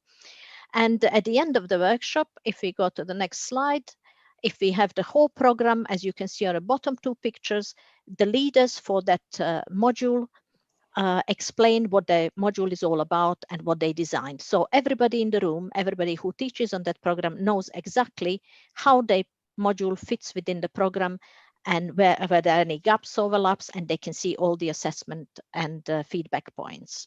Can we move on to the next one, please? A second. Yeah. So this is what people ended up with in a normal workshop, in a face-to-face workshop. So on this image, you can see this is somebody's module, somebody's course. The blue dots there are some strategic priorities. The stars on these cards represent assessment activities that will be assessed. Silver ones are formative assessment where feedback is provided, and gold ones are summative assessment, the ones that count towards final mark. These designs vary. As you can see, this is somebody else's module and it looks like this. So it is very important that this means something to the people who design it. It doesn't have to mean much to us, but to the teams, it has to mean something. Okay, so does it work? It does work. We have feedback from about 400 people from 13 countries, and this is what they said. Clive, do you want to take over from this Yeah, point? so we're obviously interested in this because it's great. These things are great fun to do. The live session was great fun to do, and people got a lot of feedback at the time saying this was really great. This is, it's made me think about designing a new type of way. I can work with my colleagues who have never had this type of discussion before, and so on. But we did want to do some proper evaluation, so we did that as part of the project. So as we'd expect, a discussion, it works really pretty well. Impacts on design. 53% might seem low, but sometimes people do a design and they realize what they're doing is pretty good. Some of our teachers, and your teachers as well out there, are really, really good. And what this method is a reflection of what they're currently doing. So they don't necessarily immediately change a design. It's not that kind of radical redesign we're talking about. It's about thinking about what you're doing and sometimes making quite incremental changes. 44%, this is really interesting. The teachers felt they were more confident teachers when they finished. And this was across in universities. And I think what's happening there is teachers get a chance to talk about what they're doing with students, with other teachers, peers inside their own discipline, within their own department, within the subject. And that's given them quite a lot of confidence. And of course, it also helps to implement various strategies, things like, problem-based learning or various other professional outputs that people want to do. So that's what we did. That's where we were. COVID hit us. So what happened then is we're thinking then about how do we do this design work online, and because we already had this community in Scandinavia and elsewhere, people suddenly started coming out with all sorts of ideas. It is a very, very active community, and people are very creative within that as well. So people have thought about using Excel and PowerPoint and various other tools, Trello and Miro and these sorts of things, in order to replicate that kind of two-dimensional, if you like, design process, the one that we use in the cards normally. And if you're interested in that, and I'm sure you are, there's a website. Go back onto that main website we mentioned earlier, and you'll find just lots of examples of what people are doing. These are not necessarily things that some things we've done, but people are just so creative at doing this sort of thing. I've run some really great workshops around that area. What we do in UCL is something slightly different, though. We take a much more focused approach on this, and we've developed an ABC user workshop, which is based on the same concepts. It's called ABC to Go, and it really just focuses on a few teaching problems, because all the teachers at the moment anyway, this may change as the year progresses, are really focused on just very specific things they want to do with their students. So we work through with them in an online sense. In an online way, we work through problems with them, but we use the same concepts of the tools there. They have a table there to sort of map against the sort of tools that we have in our VLE, which is Moodle, into these various types of learning. and the teachers kind of work their way through that kind of process. It's not so quite as exciting as the sort of face-to-face stuff, but it's very purposeful, and it does reach that that kind of conclusion. And again, we map that back onto the tools that are available within UCL. So we've got a number of things that we send people beforehand. For example, the tool wheel, as Natasha explained earlier, and a little bit more detail about some of the activities, the pedagogical activities you can do using each of those types of learning. So that's where we've got to. There are other tools here. There's another tool at UCL called Learning Designer, which is built on the same pedagogical principles, and we're also experimenting with that. But we tend to use that as something we'd use after the main workshop to help people to, if you like, write up their designs. Learning Designer. And that's where we've got to. So it's a really kind of exciting time. How this kind of, is it this sort of irony there, is that learning design is really, everyone now sees how important it is, but how do we actually work together in groups to do the kind of learning design in the sort of ABC style? And this is something which we're kind of still working our way through there. So if any of you guys are interested in this and want to work with us or have some other ideas, we're very happy to work with you. There's a very active community there. Please go and download the stuff and join the community. Natasha? Yep, thank you. That's Please join us, give us a shout. Yep. And any questions, please? Yeah, happy to take questions. The invitation, of course, to participate, and of course, thank you for sharing your presentation with us. This time, I think we'll go to Stavanger first for questions, please. Merete. Questions in Stavanger? Oh, yes. I'm still here. Ah, fantastic. Let's hear a question from our participants. Yes, I think you hit a nerve here, because the first question coming in is, where do I find it? The web link didn't work, so we have to provide the real web link. And I just have to say, from my own experience, I've been part of this facilitated workshop. So it's a great pleasure to co-create together and really see the pattern of the learning design that you do. So in your mind, how can we do this as an online facilitated workshop? Is it possible to do on my own, or do we need facilitators online? Okay, the link, Natasha, did you just have a quick look? Check Yeah, the link. the link is correct. I think it's okay. Yeah, we checked it Yeah. today. Yeah. Oh, so it's a big website. Please, I hope it's not going down. Please try again. Please try again. Okay, there's a couple of things here. Right, first of all, it does help. I mean, this is one of the reasons we haven't sort of leapt in to creating a full online version in the way that the original workshop was, is because we'd done the evaluation. We saw that kind of communal discussion and co-creation of ideas and sharing experience and sharing, various ways of teaching students. That was really, really important. We didn't want to lose that kind of aspect of it. So what we do now is we actually do this in groups. The best thing is to do that with colleagues. If you get groups of colleagues on a course or a module or a program together and work together, it's a much, much richer experience. But that said, though, this is a reflective process. So if you wish to go through it on your own, you want to download the materials and just think about it and do it, they're pretty good. Diana Lorillard's pedagogical stuff is a really good foundation, and we found it kind of works just about everywhere we've used it. So it's a good reflective process. But that reflection is much more powerful if you have some, either a colleague or some colleagues within your institution or within your department or within your courses. That makes it a lot more valuable. It's a discussion. As I was saying earlier, I find learning design is a bit of a craft, and that sort of discussion helps to bring those aspects out of it.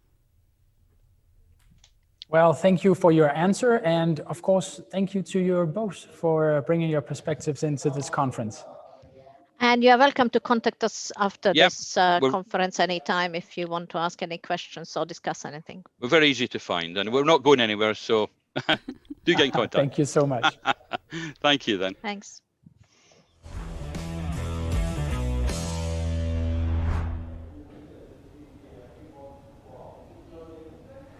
We've spent most of our session today discussing our experiences from the pandemic and the lockdown of schools, universities, and businesses, and what we've learned so far. Now, coming to the end of today's session, it's time to look ahead. The future is indeed very hard to predict. Still, we started today setting the claim digital is from now on the new normal. And to tell us if this is true, we've got Jeanette Keselas Mortensen, who is fact has the future as her field of study and expertise. Jeanette is a futurist and head of new business at the Copenhagen Institute for Future Studies. She advises top management in various industries on issues of strategic concern and using future studies methods. Jeanette tells us that she, in 50 years' time, hoped to look back and see herself as having contributed to making the world a less anxious and more futures-literate place, where uncertainty is seen as a resource rather than the enemy. This, I guess, is exactly what we all need in these rather uncertain times. Jeanette, welcome. Live with me in studio in Copenhagen. With the last 6 months in mind, can you tell us about how we'll work in both work and schools in the future? I'll do my very best to do that, Tobias. Thank you. I just want to check if everybody hears me. Yep. Okay, that sounds good. So I'm basically here to point out the drivers shaping the future of education. Does that mean that nobody hears me anyway? Yeah. Okay. Hang on a second, everyone. We just need to fix sound right now. Do we have sound? All right. I think now we have sound. Is that true? Yeah. Okay. Do you hear me? Yes, right. We have sound. Go ahead. Okay, that's very good. Thank you very much, Tobias. Of course. I'll do my very best to give you some insights on what will shape the future of education and point out the drivers for the next normal, or the new normal, as we call it in this context. So basically, one lesson learned is that Corona has accelerated digitalization, both in businesses, in education, and in our everyday lives in society.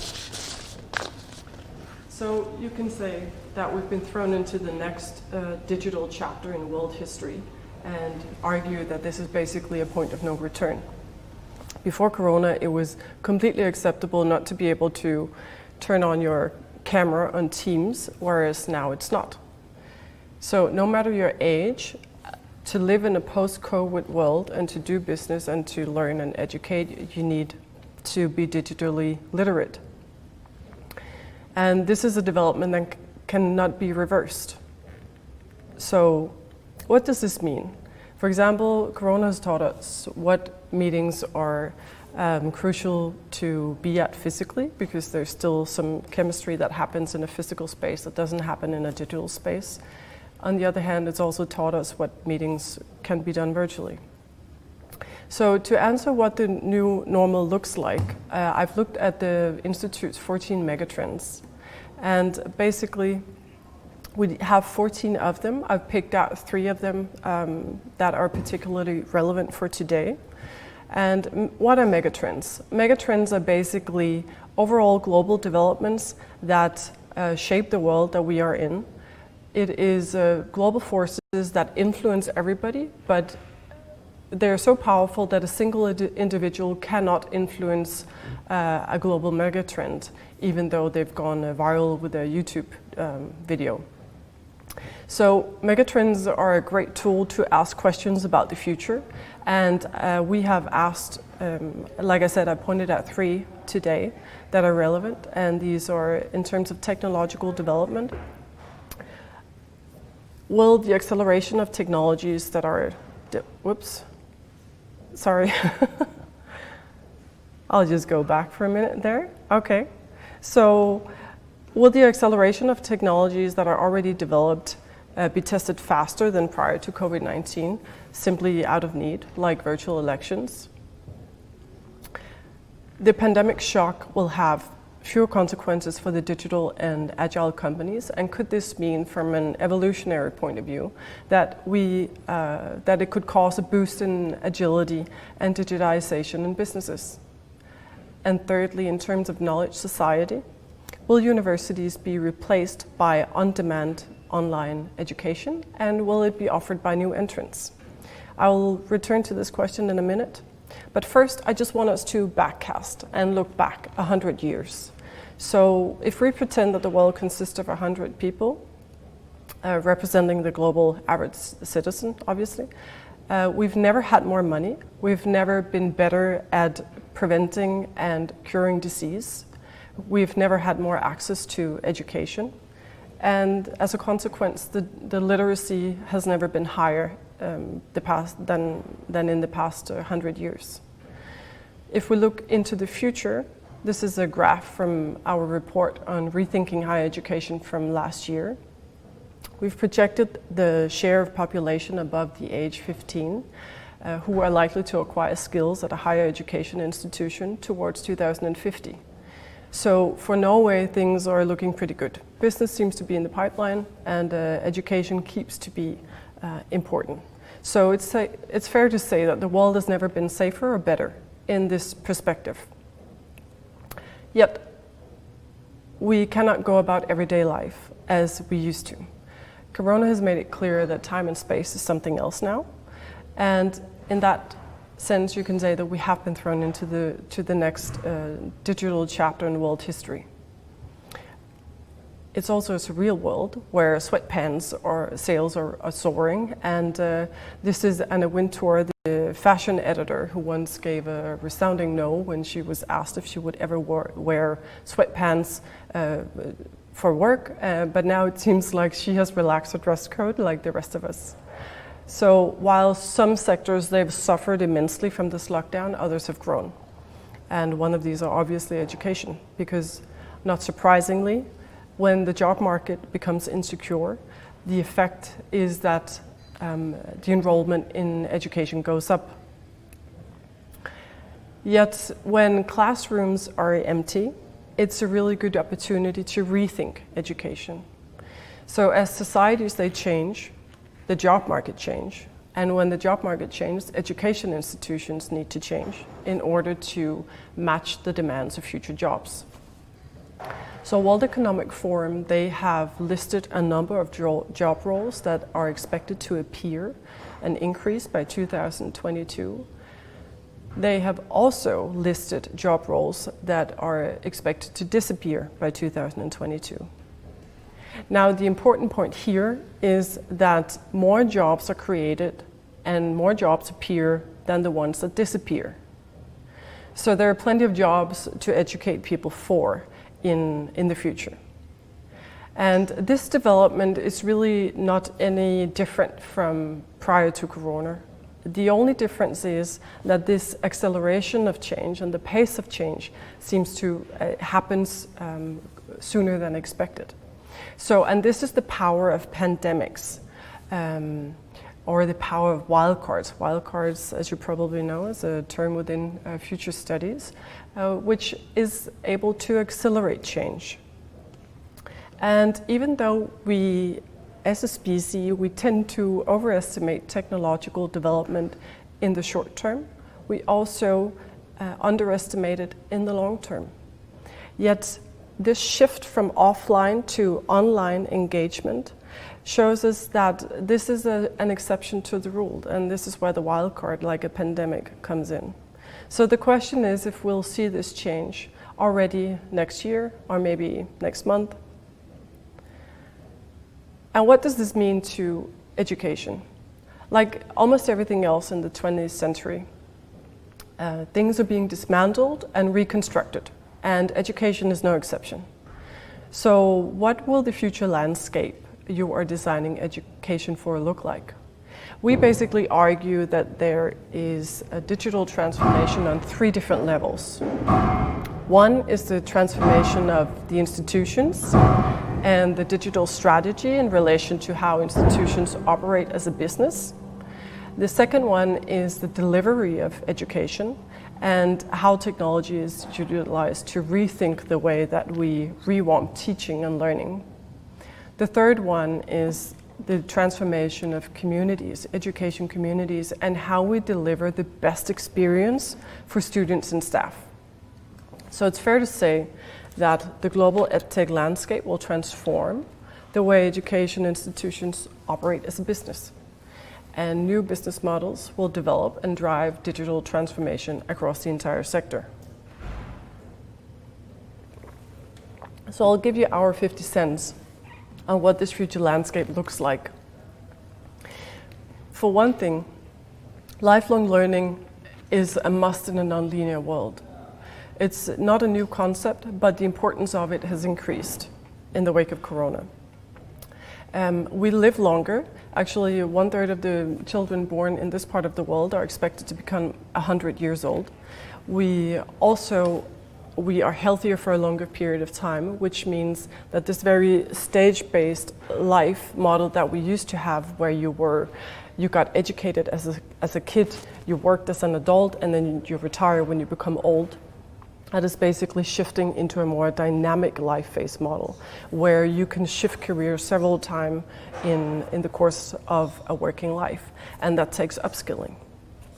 So the need for lifelong learning to enable individuals to access learning opportunities at various career stages increase. And we need to build education models that reflect this change and a culture that promotes it. The second thing is that with emerging technologies comes new business models.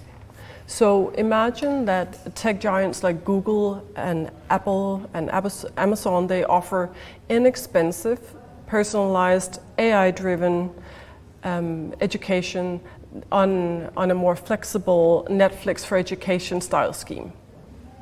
And this will inevitably test the adaptability of established players within this field. So the future education landscape will almost certainly include disruptive new entrants, competing and collaborating with existing players. And even though the pace of change within the education industry is usually slower than in other more profit-driven industries, business model innovation is becoming more prevalent. The third point of attention is the expectations of student consumers, because the student demographics, they're changing, and those older students that used to be unusual, they're becoming the new norm. So the result is that the target segment for education providers expands significantly, and this is a good opportunity. However, expectations also change because students becomes more consumers than simply students. And what's worth noticing is that younger generations, the generation Alpha from 2010s and onwards, they are digital natives, which means they have expectations for digital seamless experiences in most aspects of their lives. And why would this be any different in an education context? So it is to say that one size fits all in education will soon be a thing of the past, and students are more likely to adopt a consumer's mindset for more flexible and seamless learning experiences. The last thing is skills above degrees, where basically, even though degrees still rules, by and large, we're slowly moving in towards a reality with more focus on skills and acquiring skills. So conventionally, skills and the route to a professional life, or the successful route to a professional life, lies at the end of a higher education degree. However, the value of degrees is being revised. And it's not only in places where students face high tuition fees, it's also in contexts where university or education systems are free. And for most companies, if we take that perspective, degrees continue to be a function or to function as a sign of competent employees' abilities. However, what's interesting is that research shows that education level is only weakly correlated with job performance. So some companies start to realize this, and prominent companies like Google and Apple, Penguin Random House and Ernst & Young, they are looking into shifting away from degrees into new ways of measuring employability. Now the question is here, so how do we best serve students in an increasingly unpredictable job market where a degree does not equal that you have the right skills needed? And where does this leave us? What does a new normal student look like in a new normal? What reality are they studying to be part of? who wins and who loses. There are obviously pros and cons for studying during a time like Corona, and where introverts, they may be in the seventh heaven. Extroverts, they suffer in isolation. One important, I think, so the Corona crisis has really stress tested our systems, our ability to respond and to interact virtually. But an important point to remember is that despite all the different kinds of technology we have, like machine learning, artificial intelligence, neurorobotics, one factor is irreplaceable by technology, and no matter the pace of this digital acceleration. There is one factor that ties all of these technologies together, and if it wasn't for this single factor, the technologies would not have been invented, and they wouldn't have made any use for the development of our world. And the factor I'm talking about is humans. Humans continue to be the convergence factor between technologies. So the more robots take over our jobs, the more room there is to be human rather than to pretend to be a machine, as was the case in the 20th century industrial mindset. The more artificial intelligence can handle, the more need there is for humans to be humans and tie technologies together. So in the new normal, humans continue to be the convergence factor between technologies. And in this context, it's no wonder that human traits and soft skills like collaboration skills, creativity and empathy is what futurists predict and anticipate to be at the forefront in the 21st century. Thank you very much. I'll leave it at that and go back to you, Matthias. Tobias, I'm sorry. That's fine, Jeanette. Thank you so much for your talk, and if it's okay, we could maybe do some questions. Absolutely. Perfect. You talk, of course, about this situation changing everything, also moving into the next phase of digital evolution somehow. Still, education is very important, I guess. But do you see any problems when it comes to, for example, Netflix education? Is there something that we should be aware of there? I think that the need for individual resilience will increase because the self-discipline needed in order to study from home and actually get things done is something that could be a problem going forward. So this cultivation of fundamental skills like doing what you have made a goal for yourself is something that will be prevalent going forward. Okay. And also on the positive side, of course, apart from it giving us the chance to work with sweatpants, and we're also wearing sweatpants right now, of course, there's a saying, never waste a good crisis. What can we learn when we look to the future from this situation? It's really about, like you say, to turn this crisis into an advantage. And this is where the ability to be agile and to work with emergence. You know, in futures literacy, we talk about emergence and the ability to imagine futures that you didn't anticipate.